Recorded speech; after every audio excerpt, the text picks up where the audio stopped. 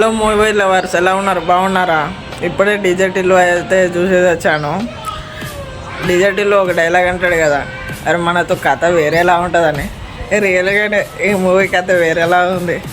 అందరూ అనుకుంటారుగా, అరే part 1 expectations అన్న రీచ్ అవుతాయా అని అనుకుంటారు కదా.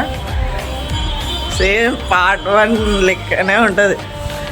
Same as teaser. నేను పార్ట్ 2 చూస్తున్నానా, రిలీజ్ మూవీ చూస్తున్నానా, నాకైతే అర్థం కాలేదు. సేమ్ మొత్తం డించి పడేసారు. డిజెట్లు సాంగ్ ఉంటుంది కదా పార్ట్ 1లో, ఆ సాంగ్ అయితే మొత్తం తెచ్చి తింటాను పెట్టేసాడు. కొత్త సాంగ్ పెడదాం, కొత్త సాంగ్ రాద్దాం అని కూడా ఆలోచన లేదు. ఇష్టం వచ్చినట్టు పెట్టి పడేస్తారు. సినిమా తీసేస్తాం, చూసేస్తారు. పార్ట్ 1ది బేస్ ఉన్న మంచి హైప్ ఉన్నది, హైప్ని వాడుకుందాం అనే టీంలో ఉన్నారు.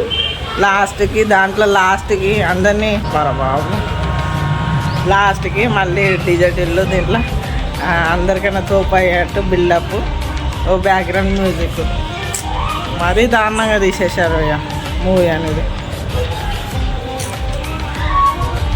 అనుపమ బాబా అన్యాయం. రొమాన్స్లు ఎందుకు పోయే అవసరమా?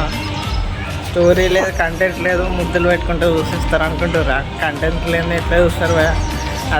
అదే నార్మల్ కామెడీ, అక్కడక్కడ 2-3 పంచులు, అంతకుమించి ఏం లేదు. మొత్తం డొల్ల సినిమా. స్టోరీ అయితే ఏం ఎక్స్పెక్ట్ చేయండి. ఫస్ట్ హాఫ్ స్టోరీయే మళ్ళీ ఇక్కడ కూడా రిపీట్ అవుద్ది.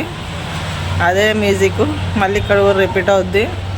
దీంట్లో ఏమంత అదే మొత్తం వాళ్ళే క్యారెక్టర్స్, యాక్టర్స్ మొత్తం వాళ్ళే ఉంటారు.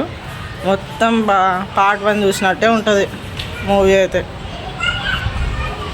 నాకు తెలిసి ఆ ట్రోలింగ్ మామూలుగా మొదలపోయి ఈ సినిమాకి. మావాడు అంటాడు 50 రూపాయలు చూసిండు, మీ అమ్మ 50 రూపాయలు ఫాస్ట్ ఫుడ్కి వెళ్తే మంచిగా కడుపు రెండేది అంటుండు. కొంతమంది 100, 200 బొక్క పెట్టుకుంటారు ఈ సినిమాకి.